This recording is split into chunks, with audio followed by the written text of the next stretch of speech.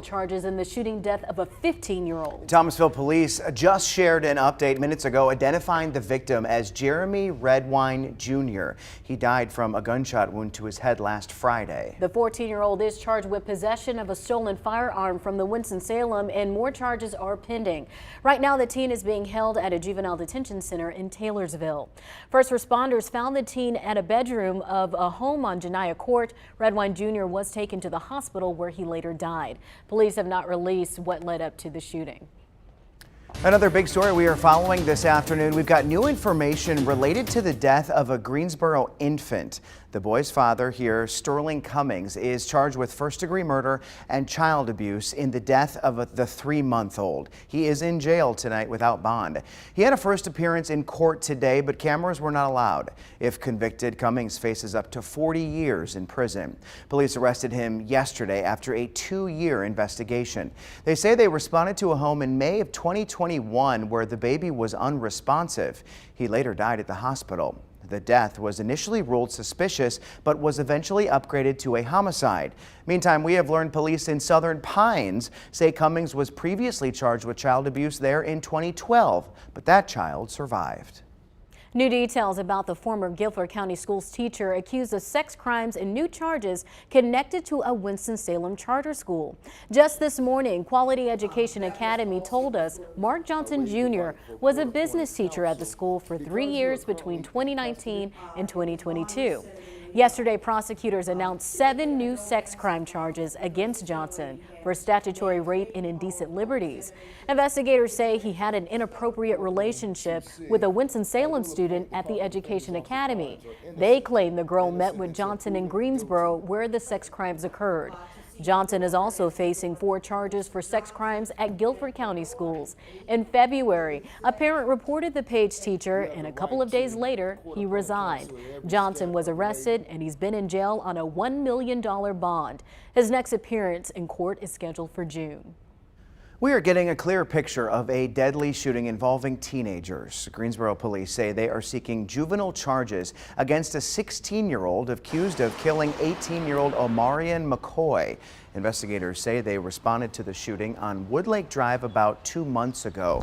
The victim died at the hospital. Police haven't said what led up to that shooting.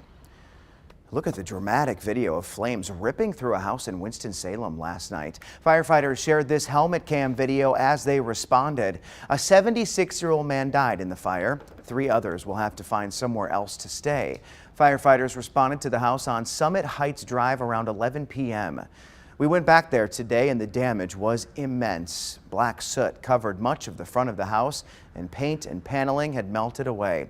At this point, fire investigators haven't said what caused it.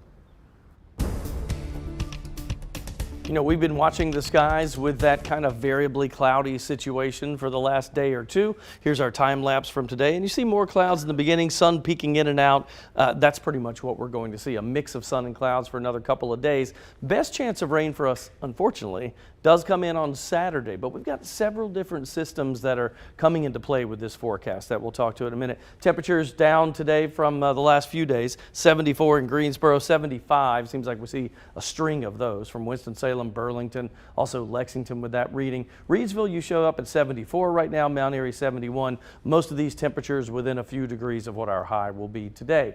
Cloud cover kind of holding down some of those highs.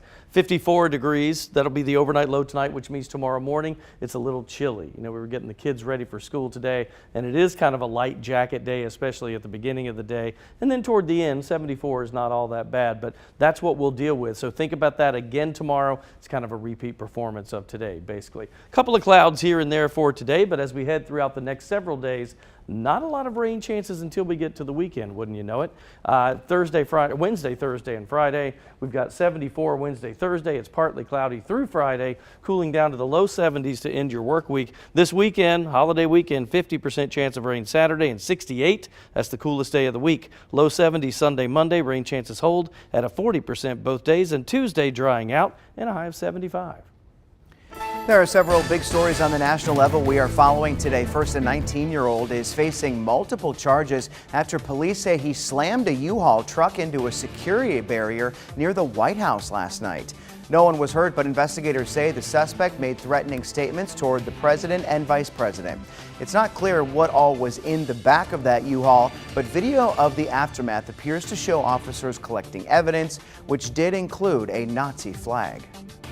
We're a day closer to the deadline to raise the nation's debt limit. The Speaker and the President met at the White House yesterday and vowed to talk every day until they get to a deal to raise the nation's borrowing limit. Without the ability to borrow, the federal government might have to put on hold paychecks for 4 million government workers and benefits for nearly 70 million Social Security recipients. Failure to raise it in the next 9 days could result in the first ever U.S. government default. The CDC has a new warning today about a potential resurgence of mpox, formerly known as monkeypox. Experts now say people should be cautious this summer. The warning comes after it learned of a cluster of new cases infecting people who were vaccinated against the disease. More than 30,000 Americans have contracted the disease since last summer's outbreak. Mpox is spread primarily by skin-to-skin contact. Common symptoms include rashes, scabs, and flu-like symptoms, which typically last 2 to 4 weeks or longer in someone with a weakened immune system. Memorial Day weekend is almost here, and many of you will be celebrating by the water. Whether it's at your community pool or a nearby lake, water safety is important, especially if you're on a boat. Kirsten Mitchell has more. As we cruise into Memorial Day weekend, Anchor out either in Hudson or Stillwater and probably go for a few rides. Kevin Barry will be among many boaters soaking up the sun. After the long winter, it's easy to forget certain things. Lucky for him, his neighbors at Bayport Marina, Karen and Ed, are boat safety experts at St. Paul Sail and Power Squadron. We teach basic courses to know when who has the right of way, what do you do when that bad emergency happens. On average, 700 people die and 3,000 are hurt every year in boating accidents nationwide. 83% of people who drowned were not wearing a life jacket. How do we know what life jacket is right for you? Well, part of it is you want to make sure it's Coast Guard approved. And the right size. Consider one for your pet, too. There was a death last summer in Minnesota.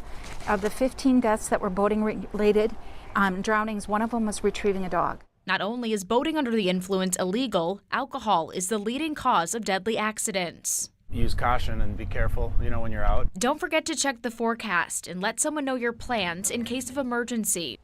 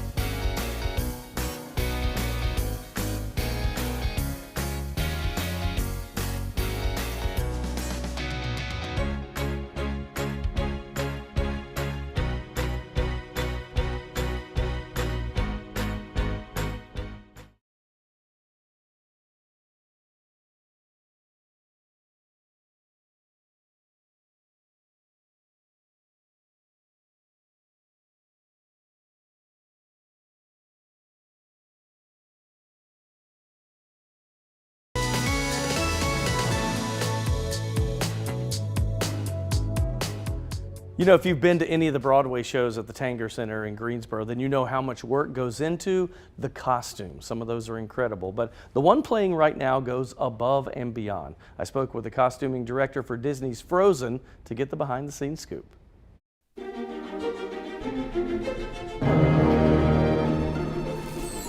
So the first thing I think of with Frozen are costumes, for goodness sakes. They're all, Meredith Scott knows this all too well. She's in charge of the whole spiel. I mean, this is a lot of stuff. Yeah, it's a lot of stuff. Let's show the stars because everybody wants to see Elsa and Anna. Yeah, I mean, these are our trademark pieces. These are the things that people expect to see when they come see the show. They are very intricate. We spend a lot of time taking care of them on a daily basis, on a nightly basis. They definitely take the most wear and tear just because we ask them to do so much when they're wearing them. And I'm assuming Elsa has multiple. Correct or not correct? Not correct. She only has the one ice dress. Yeah. So then this is extremely important. This is extremely important. This is the iconic dress. This is the one that everybody wants to see. So she only has one that we see on a nightly basis. Her understudies and things, they each have one, but they never hang. We keep them laying flat. They're in, fabric lined baskets all the time. So, I mean, truly kid gloves. Your job, I mean, you're for hours at a time, you're going through all this, right? Yeah. The show is very physical, and a lot of the bigger costumes, the more intricate, delicate costumes also are the ones that they do the most in. So these ball gowns here, these are our coronation ball gowns that our female ensemble will wear for a good portion of Act 1, and yeah, they take a beating. So for you, in the daytime, what are you doing before a show? So we do a 4-hour call every single day, every weekday before an evening show where we go through and we check for repairs, we do any beading work, and we make sure that everything is safe, number one, and that everything looks beautiful. We do a lot of laundry, we do a lot of more non-glamorous things as well. So you become so familiar with these, you could probably look and go, that bead needs to be readjusted or whatever. Absolutely. Absolutely. Full-time job, right? Absolutely. And sometimes more than that. I would think. And you're from Raleigh, or Asheville. I'm from Asheville, yeah. So it's always nice to be back in North Carolina. I haven't played this building before. It's brand new, so it's always nice to. Brand new, phenomenal. Listen, thank you for all your work. This is phenomenal, letting us get a peek inside the world. Very cool. And they are really ornate. You know, there are some musicals you think of, well, the costumes are, just kind of like everyday looking clothes. Not in this one. Super ornate. I asked her, I said, can I put one jacket on just to do something funny? She goes, I don't think they will. I don't think we'll let you do that. Can't pop any buttons, no. That's right, that's right. That ice dress was beautiful, and it was very intricate. And you were saying that she has to count every bead to make sure everything's in place, because that one was really detailed. Yeah, she basically goes over everything with a fine-tooth comb every day to make sure it's okay. And all of those are handmade by Disney, I guess seamstresses and the people that put that together. I mean, no surprise that Disney has like this just like extravagant and elaborate, and I mean 4-hour call every day to make sure everything is perfect. I mean, it's so cool. And I don't know if you have talked to adults that have gone to the show yet. They were very surprised with how much they actually liked it. Yeah. I mean, just like, obviously it's geared toward kids, but a lot of adults really, really liked it. And she said, Meredith said, watch Anna in this show because she has a lot of physical comedy and lots of moves, and she's on stage more than arguably any character. Okay. So she said her dress we have to check really closely because it takes a beating. Yeah. Right, they're here for 3 weeks. That's right. So we have plenty of opportunity to go check it out. All right, we'll take a break. We'll see you in a bit.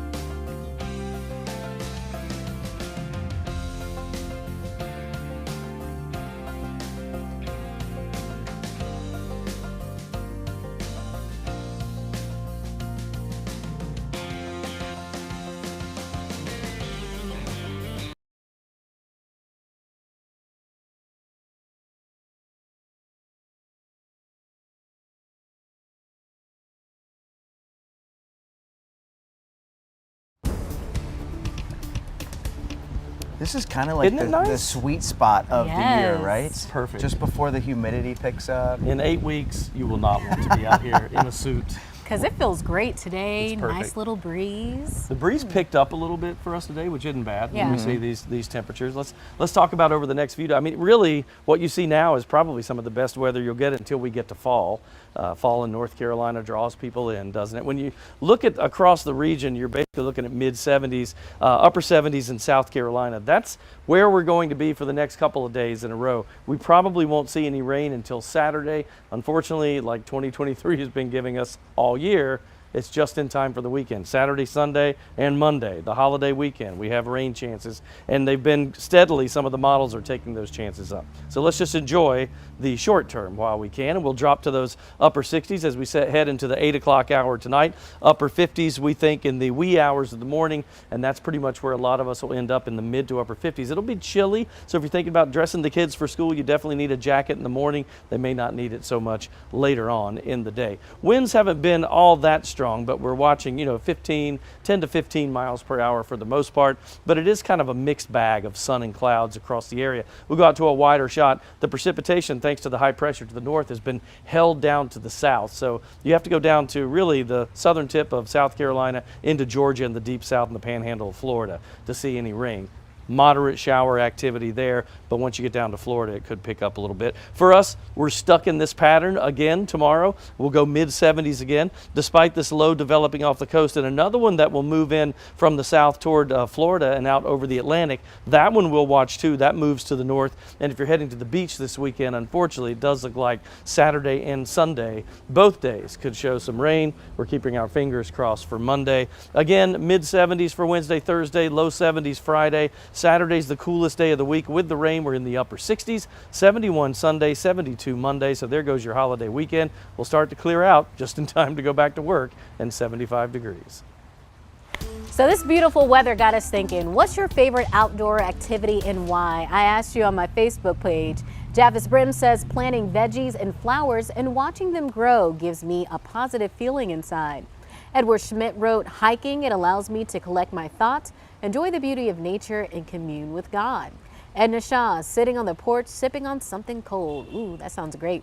Winston Grant wrote, cooking on the grill because it's fun and relaxing with family and friends.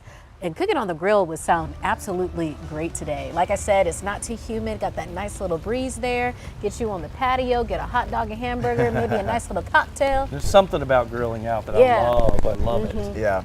I think for me, it's sitting by the pool or sitting at the beach with my toes in the sand and a frosty beverage in hand. I like that. That's my favorite. I really like when it's like this, especially with that light breeze, going for a walk, especially on a nice trail when there's a nice scenery and view. Last year I discovered a nice walking trail off of Adam Farms Parkway, and it has like a lake. People are out there fishing, watching their dogs, and it's really nice. We started, when we go to the beach now, we started taking our two little ones later in the day, so we'll get there around 4 and let them play from 4 to 6, but the sun's going down and the heat goes away. Yeah. It's not right over you. In fact, in a lot of cases, it's behind the buildings that are on the beach. And so it's the most comfortable time to go. I hate to be out there in the heat of the day. Yeah. So that 4 to 6 time period, then we all go in and get ready and go eat.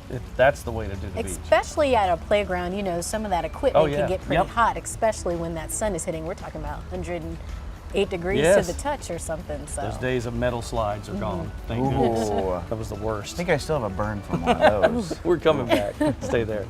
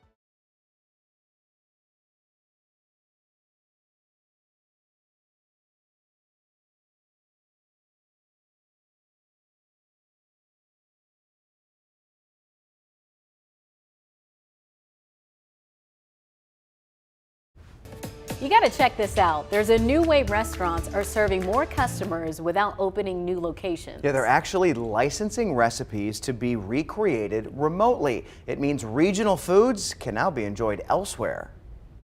When you smell smoked brisket and you see a dry rub, you're almost certainly deep in the heart of Texas. The meat, the smoke rolls over the top of the meats. Scott Moore Jr. owns Tejas Barbecue, one of the best spots in the state. You got brisket coming up. Tasting it has meant a trek here to the city of Tomball near Houston, where the line stretches out the door. It's not a cuisine that is easily found in Manhattan, obviously. At least until now. Tejas partnered with a company called Wonder that licensed its recipes and sent cooks to train in Texas so they can authentically recreate their barbecue here in New York City. We've invested a lot over the last few years on making sure that we're able to replicate the best food from the best restaurants and chefs around the country. Wonder founder Mark Laurie is bringing e-commerce innovation to food. A single location offers meals from more than a dozen restaurants, including iconic chefs like Bobby Flay and Jose Andres. But Tejas is their top seller. So New Yorkers like Texas barbecue. They absolutely love it. It's one of several companies helping restaurants grow without traditional franchising. Goldbelly allows restaurants to ship everything from New Orleans gumbo to Chicago deep dish to diners cross country. Moore says the deal with Wonder is huge for a small business. The money that they were offering was more money than this restaurant was going to make over several years. This is the test. This is brisket. Of course, it all comes down to taste. This native Texan tried it in Tomball. This is the brisket in New York. And the middle of Manhattan. It holds up. It's good. I'm hanging our hat on it. I'm proud to tell anybody from New York that that's Tejas's product. A little bit of Texas some 1,600 miles away as more restaurants expand their reach. Bradley Blackburn, CBS News, New York and Texas. I need his job. I need to go on an assignment like that, a reporter assignment like that, so I can taste test a bunch of food. What's funny is to watch during that story when you can't see us, and we don't even say anything. Everybody goes, oh. Yeah, that too. Just noises. I think it's a great idea. What a cool so thing, too. you know, like if you could recreate North Carolina barbecue, New York City, Washington State, somewhere really far away. I could see though, like some of the food snobs saying, well, you know, the New York bagels are made with New York water, and so that's what makes it so much better. And you don't have New York water here. You bring it in, ship it in. I think it's a great idea because when we travel and go on vacation, each area has their own cuisine, right? Like I love food in New Orleans, but I can only get it when I go to New Orleans. So if we had something like this here, I would go to eat at that restaurant a lot because I love that kind of cuisine. And those restaurants, some people were saying, well, those restaurants, they don't want their stuff made somewhere else and nobody will come in. No, that's not true because they're getting paid to license their recipes out.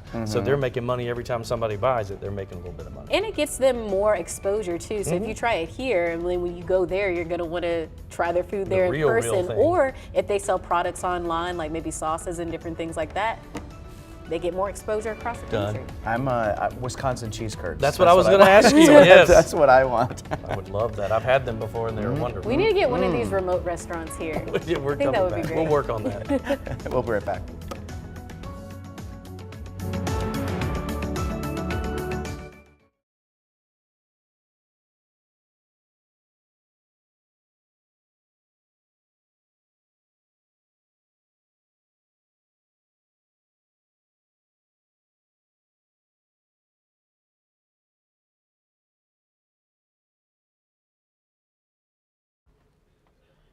Hey, mic check 1 2 3 4 5 6 7 8 9 10. Mic check, mic check.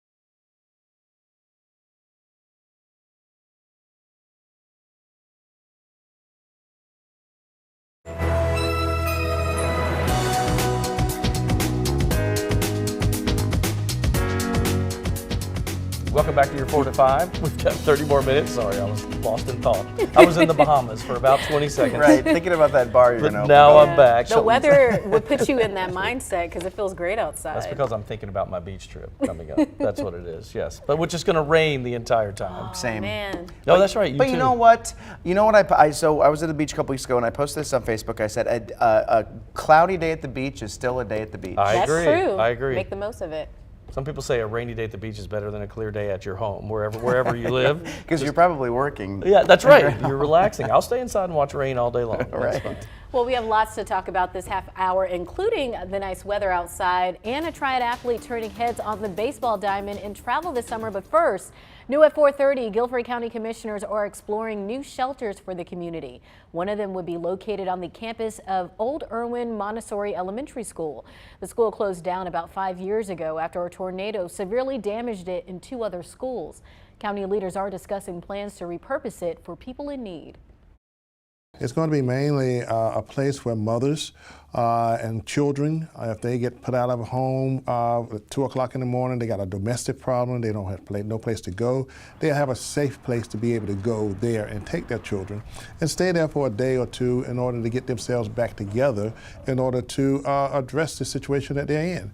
It might take 2 or 3 days to get to find another apartment or to get reconciled with a family member. Alston says this will be a temporary situation for emergency housing for women with children. He says there will also be a training program to help them get back on their feet. The commissioner says the county is also working to address the general homeless population with a new shelter at a different location. Governor Cooper is on what appears to be a statewide tour to talk about his new state of emergency regarding public schools. Today he spoke about securing internet access for everyone. You might remember last night Cooper said there's a major money issue. It's time to declare a state of emergency for public education in North Carolina. There's no executive order like with a hurricane or the pandemic, but it's no less important. Cooper says state lawmakers aren't investing in public education. On the flip side, Republican State Senator Phil Berger says this is just a publicity stunt and will do nothing to improve education. Just last night, Alamance-Burlington School Board approved a plan to increase worker pay. They voted to eliminate positions where some staff have retired to move the money elsewhere. The money will go to teachers and coaches and will allow the district to hire athletic trainers at all high schools. It would also lead to teacher increases to teacher supplements of $500 a year. In order to pay teachers more, it'll cost the district positions in other areas. So human resources, operations, curriculum, these are all people who work in central office who are retiring, or we're consolidating those positions in order to make up that $2.8 million. To be clear, the school district says it's not getting rid of any teachers. It's consolidating 32 positions and moving them to other schools that have greater needs. This change goes into effect the 1st of July. Both Guilford and Winston-Salem Forsyth County schools included money for staff pay in their proposed upcoming budgets. The GCS budget includes more than $77 million for frontline workers' pay increases. That includes staff and custodial, school nutrition, plumbing, electricians, and maintenance. They also include $10 million in increased teacher supplements. The County Board of Commissioners is holding a public hearing about the budget on June 1st. Winston-Salem Forsyth wants about $4.5 million for pay increase. That's for office staff, bus drivers, maintenance workers, and anyone not required to have a license. County commissioners are also considering the proposal. Today we are highlighting a Triad athlete. Josh Hartle was one of the top pitchers in the nation coming out of Reagan High School. He bypassed the MLB draft to play at Wake Forest. After an up and down freshman year, Hartle played a big role in the Demon Deacons' rise to being ranked #1 in the nation. I feel like I tried to meet a lot of people's expectations, and I kind of lost myself within that, lost the process. But I was going out trying to win. And I wasn't, so I was like, oh, there's something wrong with me, but I decided to trust my process more. I think just having that experience, I have a whole year under my belt, a lot of failures, now, so I kind of know what to expect and what to deal with. Yeah, his stuff's gotten better, his command has gotten better, and he's just making more pitches. So you look at Josh into last year, he added the cutter, for the NC State series and into the regional, obviously threw really well on those last 2 starts, and he's just kind of built on that. So the fastball velocity's gotten better, the changeup's gotten a lot better. Last year he used to cut his changeup a lot, and now it's profiling better with his fastball. So, in addition to his stuff getting better, he's got kind of more weapons than he had last year too. Just having a one pitch at a time mentality, trying to make pitches, just keep us in the game, give us a chance to win. Coach Ruscara and Mike McFerrin have done everything for me. They've, made me into what I am. A lot of days, a lot of video looked at for me. I just appreciate them, greatly. Definitely just have all my 4 pitches at all times.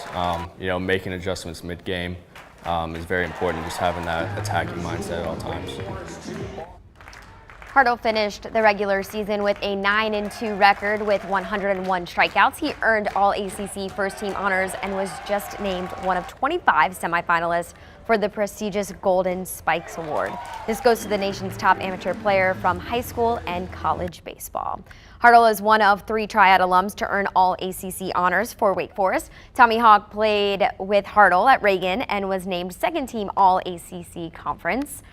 Former East Surrey Cardinal Seth Keener was part of the 3rd team. Wake opens ACC tournament play Thursday at 11 a.m. against Pitt.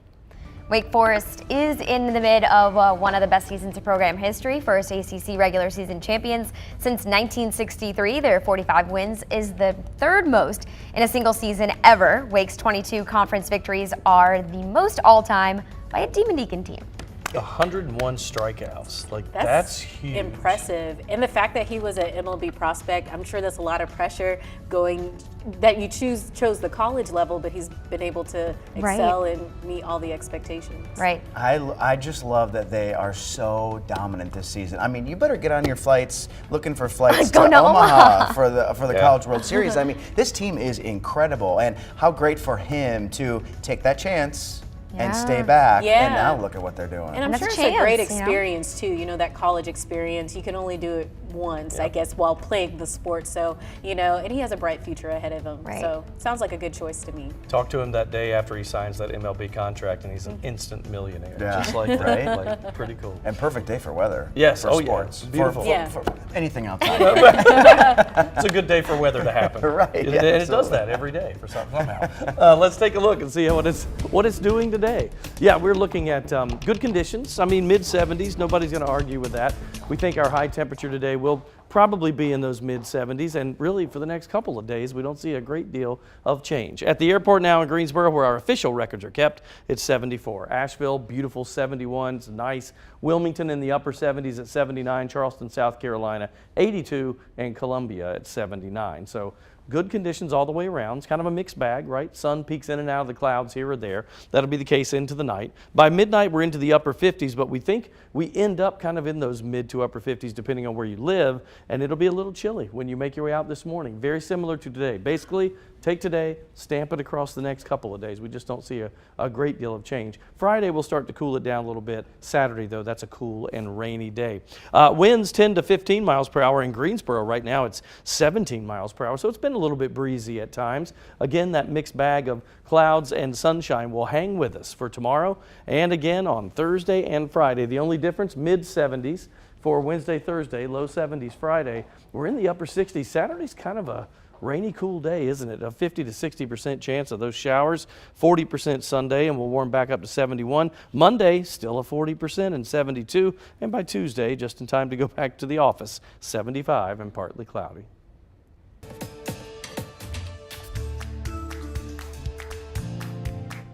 A fresh haircut or a new hairdo has the power to impact a person's mood or self-esteem.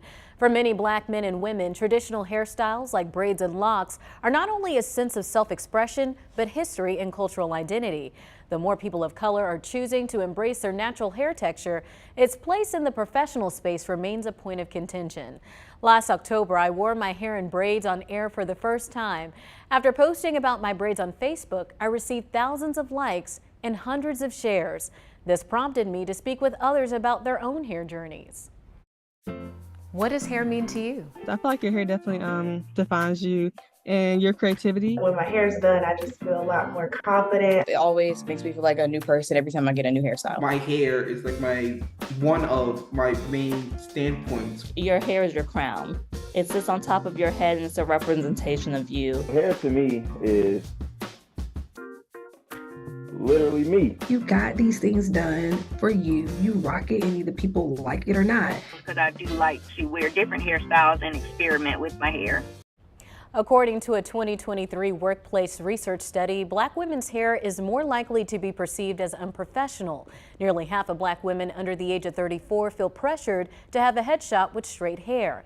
Jamie Wright is the owner of Curly Girl Coach Salon in Greensboro. She says these numbers don't surprise her. Women feel the pressure to not wear their hair in its natural or textured state. I've had clients tell me that they have been told their hair was unprofessional, it was big, it was frizzy, and encourage them to make it a little bit smaller and a little bit more manageable so they could be palatable or more palatable to the audiences. Tonight on WFNY News 2 at 11, I explored the connection between Black hair and professionalism and the work being done to protect those who choose to embrace their natural hair texture in the workplace. We'll be right back.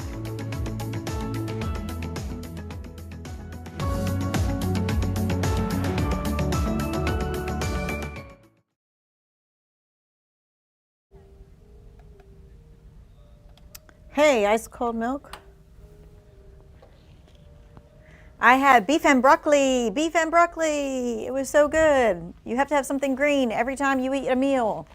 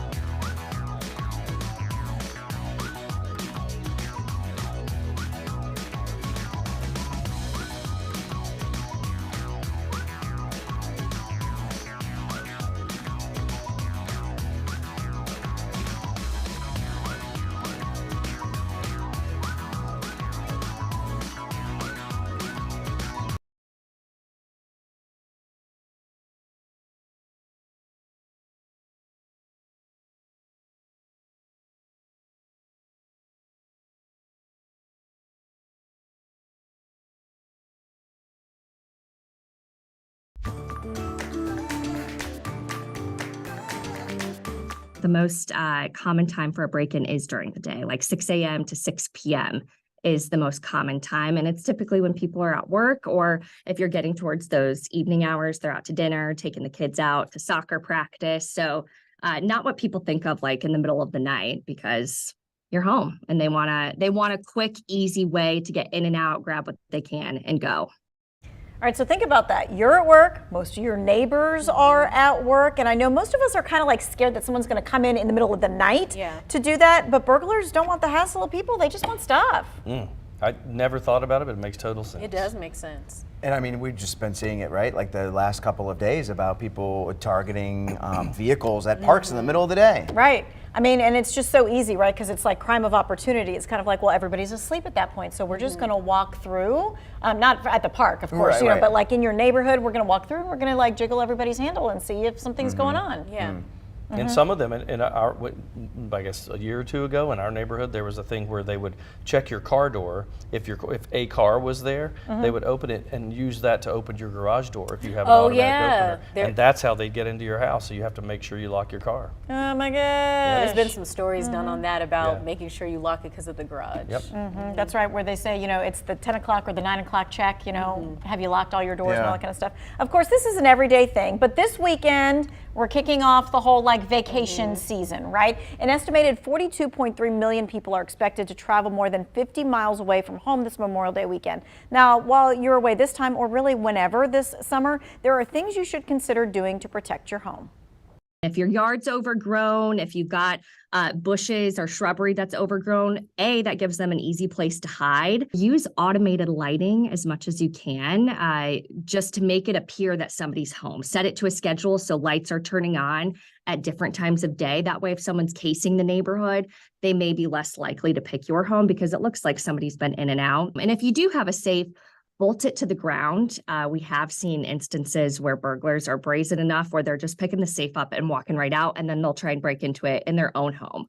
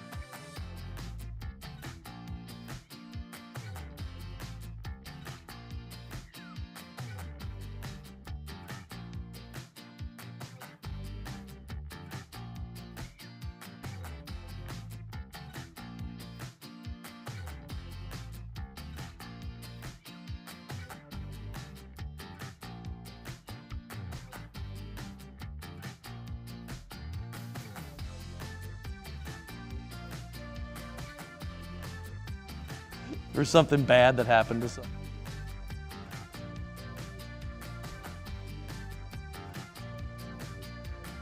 What's happening? Shit.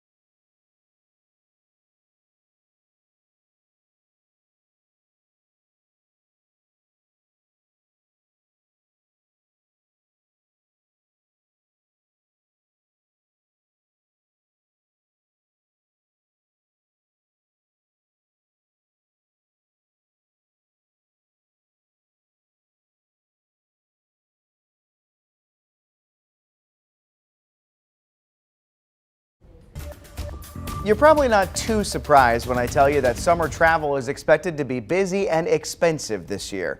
Experts say international trips will be big now that more countries have opened their borders after the pandemic. Jay and Colleen Kim from Falls Church, Virginia, and their son Logan recently stayed at the new Waldorf Astoria in Cancun, Mexico. Expedia ranks the city the #1 international destination this summer, followed by London and Rome. It's a good place to travel so that we're not spending a lot of money trying to get here, and we can actually spend the money here to have fun. The upscale Waldorf features patios with soaking tubs overlooking the ocean, 2 enormous pools, and decadent desserts. Whenever we enter a new region, a new country, we want to build and create a Waldorf Astoria for Cancun versus a Waldorf Astoria just in Cancun. Expedia forecasts this summer's top domestic destinations will be New York, Los Angeles, and Seattle. Travel expert Christy Hudson says flight searches for far-flung countries are also surging. Seems like a lot of people were still waiting to take those big bucket list trips, and now this is the summer that they're ready to do it. If you're looking to save this summer, consider areas most people wouldn't this time of the year, like Scottsdale, Arizona. As temperatures rise, hotel prices drop, including here at the Four Seasons. The 5-star resort, filled with desert landscaping next to Pinnacle Peak, offers casita rooms with telescopes and plunge pools in some. Summer rates start at $365. Seasonality and our ability to offer luxury at a very affordable rate is one of the beauties of this market, and it allows people to just take a little moment to detox from life. We stayed at these hotels for special rates, and some are offering travelers unique activities, like this performance from the dance group Bandaloop on the side of the newly renovated Fairmont Century Plaza in Los Angeles. Today's discerning traveler wants experiences, and they want to create memories that will last a lifetime. To start creating summer memories, Expedia says it's best to book now for international trips and 60 days out for domestic destinations. Soon you can add Denver, Colorado to your list of destinations. United Airlines is adding a nonstop flight from Greensboro to Denver. The service goes live at the end of September, but PTI is already selling tickets. Once up and running, the trip should take less than 6 hours, adding a new venture for travel in Greensboro. So we're talking about traveling with Memorial Day weekend coming up. So if it's too far of a drive, a quick plane flight is a welcome alternative. So I asked you to let me know, what city do you want a direct flight to? Here's what you said. Anne Marie says Seattle would make it so much easier for my aging parents and in-laws to visit us and for us to visit them. Candy said Honolulu, Hawaii. That would be great to fly to Paradise from PTI versus traveling through Chicago and chancing all those delays or cancellations. Holly says New Orleans. Never been there. Would love to visit. I just went for the first time this year. Joan said Vegas because I love it there. And David said basically one word, Alaska.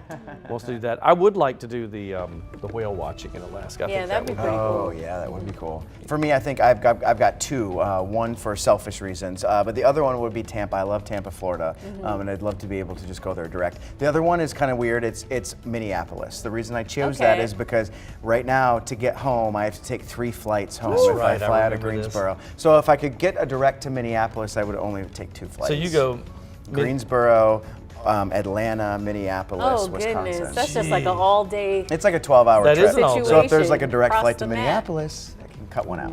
I would say just anywhere because I don't like the connection flights. I don't either. Because sometimes I have layovers that are like 3 hours, 2.5 hours. The flight is cheaper when you get those layovers, but it'd be nice to just get a straight flight. Chad and I don't mind layovers because we have that one credit card that gets us into the Delta Sky Club. That's the only reason I don't mind a layover, because I get free food and I can just sit in there and chill out for a little bit. I want to get home. True. Yeah. That's true. We're going to talk about weather now? Yeah, I think we have to. Okay. It's in my contract. All right, just don't talk about this weekend. Just this weekend, yeah. Not this weekend. We'll skip it, yes, because we don't want to talk about the rain. That's exactly right. Hey, we're looking good, though, as far as sky conditions go for now, right? We're kind of variably cloudy. You see the sun peeking in and out of the clouds. We're stuck in that routine for a little bit. Most of this precipitation stays to our south, thanks to a ridge of high pressure. But there's several different systems that we're watching with this. We have this low that's out over the Atlantic, and then we have one developing to the south off the coast of Florida. That starts to move in our direction, plus that cold front coming from the north, and all that kind of converges over the area. Anytime a cold front's coming in, the low will steer along that front. So when that happens, yeah, unfortunately, that comes right up along the Carolina coastline, and I mean both Carolinas. So if you're headed to the beach or even right here in the Triad, you are going to end up with some rain on Saturday and Sunday, unfortunately, and into Monday too. Wouldn't you know, it's every day for the holiday weekend. So Wednesday, Thursday, Friday, mid-70s, partly cloudy for Wednesday, Thursday. It's 71, scattered clouds Friday. A cooler Saturday with rain, 68, and then low 70s to finish out the holiday weekend. Still 40% chance of rain Sunday, Monday.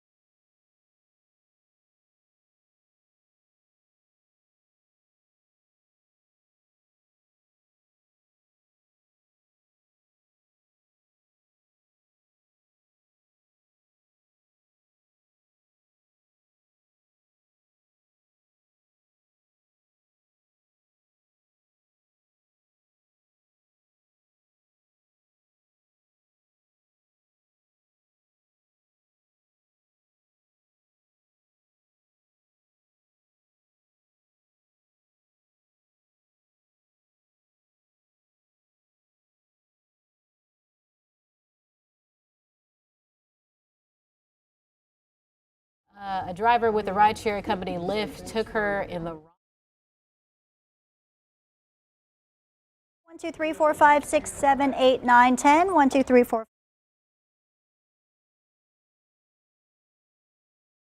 And an Oreo cookie, they forever go together like a classic combination.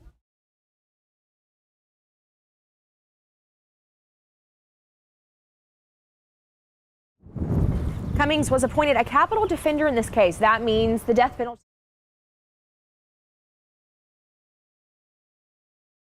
For my mic check, we're talking about Queen Charlotte. What does everyone think about it? One.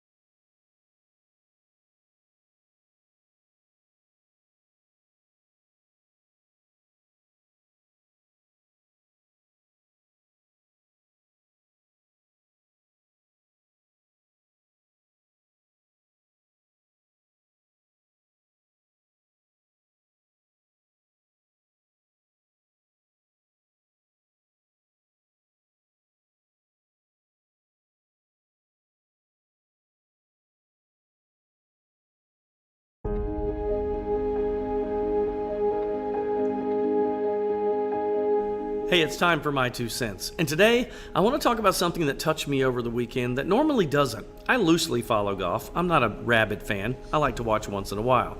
But the story of Michael Block, a country club pro from a small club in California who somehow made the cut into the PGA Championship, and the guy placed 15th out of the tens of golfers that are professionals that struggle to make a cut at some of these tour events.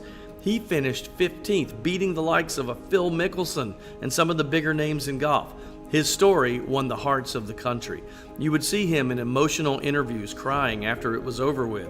When the media jumped on this and said, "This is incredible, what do you feel like?" I'm living a dream. I'm making sure that I enjoy this moment. He made almost 4 times his normal salary by placing 15th for 4 days' work.